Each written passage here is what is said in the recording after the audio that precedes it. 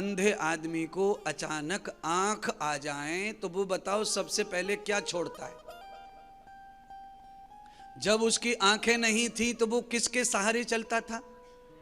लठिया के सहारे। अच्छा, आंख उसको अचानक आंख आ जाए तो सबसे पहले छोड़ेगा क्या? लठिया। यही नीति है तुम्हारी, यही नीति है तुम्हारी, जो तुम्हारे अंधेपन में साथ देता है, तुम्हारा अच्छा होते ही तुम उसको सबसे पहले छोड़। ये तुम्हारा खोटा कर्म है। इस कर्म को बदलने का प्रयास कर रहा हूं। आंख आते ही लठिया छोड़ता है इंसान। अपने सहारा जिससे चल रहा था अंधेरे में, उसे आंख आते ही छोड़ देता है। थोड़ा पैसा आया, थोड़ा गुड़गुड़ा हुआ, 10-20 हजार 50 हजार की तनख्वाह बनी महीने में, और थोड़ा सा अच्छे शहर में चला गया, पीछे तो इतना चालू कर देता है कि पूछो ही मत। बोलो है? 2 साल पहले रात की खिचड़ी को सवेरे खाता था। सुन लो। और ये जो बीबी बन के आई है ना, इसके पास में कपड़े नहीं थे 2 जोड़ी से ज्यादा। अब जब सहारा दिया है भगवान ने तो दोनों इतरा रहे हैं। एकदम गरीब आदमी अचानक अमीर हो जाए तो इतना इतरा जाता है कि उसकी लठिया छिला लेते भगवान, फिर से उसकी आंखें भी छिना लेते हैं भगवान। इसीलिए बंधुओं, मेरे प्यारे लाडलो, तुम्हारी जो आंख ज्ञान विवेक की आ गई है वो कहीं दोबारा ना चली जाए, इसीलिए अहंकार शून्य होकर जीवन जीना चाहिए। एहसान का बदला कभी चुकता नहीं।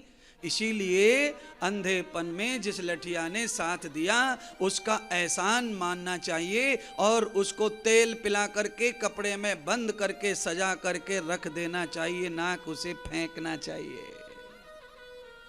काम आएगा। अच्छा बोलो, बारिश में जिस छतरी को आप यूज करते हो, बारिश जाने पर अगर आपने उसे फेंक दिया तो अगली बारिश में क्या काम होगा? फिर क्या होगा बताओ? बारिश तो दोबारा आएगी ना, कभी भीगना भी पड़ेगा। तो क्या होगा? आपने काम निकाला और छाता फेंक दिया, अब अगली बारिश आएगी तब कहां से लाना? इसीलिए छाता को फेंकना नहीं होता है, आप लोग नहीं फेंकते हैं। इसीलिए हर बरस 20 बरस से एक ही छाता तुम्हारी सेवा कर रहा है, क्योंकि तुमने उसे सम्मान से रखा तो वो तुम्हें प्राप्त होता रहेगा। अगर तुमने फेंका तो वो दोबारा मिलता नहीं है। इसीलिए मतलब निकाल कर फेंको मत किसी को, दोबारा नहीं मिलेगा मतलब वाला। मतलब निकाल कर उसे जीवन में सजा के रखो, अपने दिल पर, दिमाग पर। मेरे जीवन में कब कौन कहां काम आया था, उस काम को सजा के रखिए। आप भूलिए मत, काम आता ही रहेगा, काम आता ही रहेगा। 1 की जगह 2, 2 की जगह 3, कितने लोग तुम्हारे साथ खड़े हो जाएंगे संकट आने पर। और लोगों को पता चल गया ना कि ये तो चूस के फेंक देता है दूध की मक्खी की तरह, तो फिर कोई काम नहीं आएगा आपके।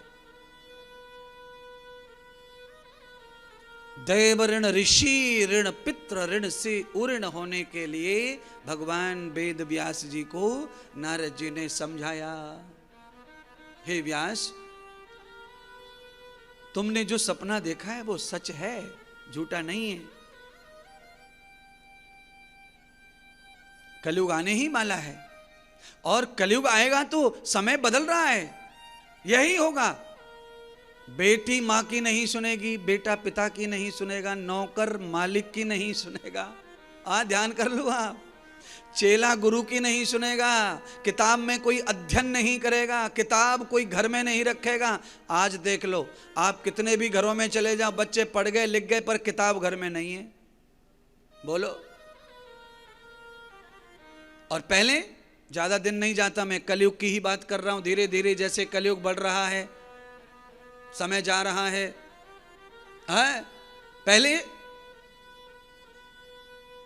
पहले किताब खरीदते नहीं थे ज्यादा। किताब को बेचना पाप समझते थे पहले, किताब को विद्या मानते थे, सरस्वती मानते थे, ब्रह्मा विष्णु का पात्र किताब कोई बेचते नहीं थे पहले, किताब पहले दान करते थे। अपन पढ़ लिए, अपने बाद चाचा का लड़का, चाचा की लड़की, वो भी पढ़ लिए, फिर मौसी की बच्चे। किताब घूम घूम के कम से कम 10 गांव में किताब घूमती रहती, पढ़ाती रहती, और बाद में किताब को लोग सजा के घर में रख देते।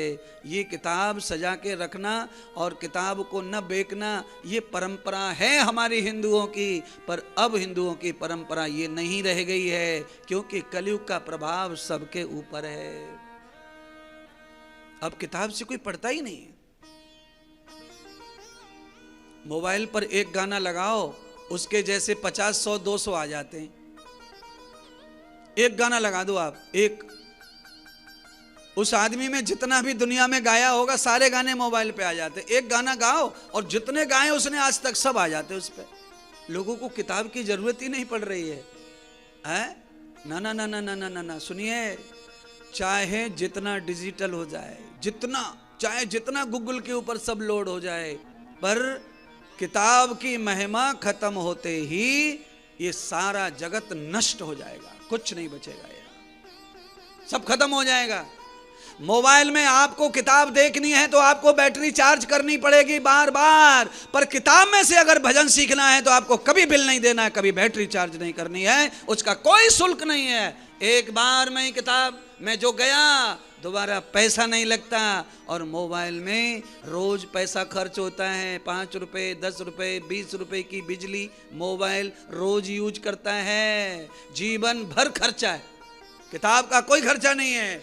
एक किताब से 1 लाख लोग, 2 लाख, 10 लाख, 20 लाख, जितने भी लाइब्रेरी हैं यूनिवर्सिटी में, वो किताबें हजारों साल पुरानी है महाराज। गरीबों के बच्चे लाइब्रेरी में पढ़ते हैं, पैसे वालों के बच्चे कहीं पढ़ते ही नहीं है। सामान के चलो, उनके तो जेब में है स्कूल कॉलेज।